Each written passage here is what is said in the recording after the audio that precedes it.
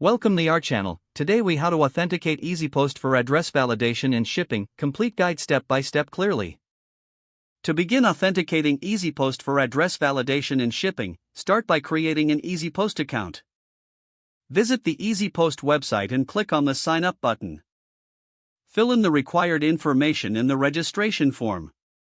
Verify your email address by clicking the confirmation link sent to your inbox. Once logged in, navigate to the API Keys section in your account dashboard. Here, you will find your test and production API keys. For initial testing, copy the test API key. Next, install the EasyPost library for your preferred programming language. If you're using Python, you can do this by running pip install EasyPost. Import the EasyPost library into your project.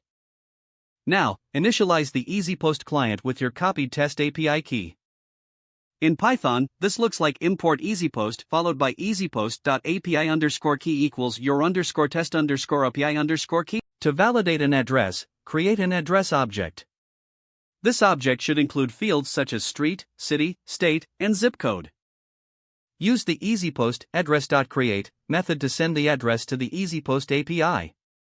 Check the API response to see if the address was validated successfully. If the address is valid, it will return standardized information.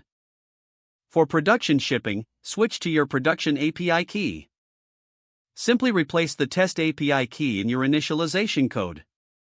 Make sure to thoroughly test your integration before going live. Incorporate error handling to manage any potential validation failures. Review the EasyPost documentation for additional features and options. With these steps completed, you are now authenticated with EasyPost for address validation and shipping. If the page does not load, refresh the browser or try again in a private or incognito window. Make sure you are using the correct email address, then retype it carefully to avoid small typos. If your password is not accepted, use the reset option and create a new strong password you can remember. Check your spam folder for verification or security emails, then complete any requested confirmation steps.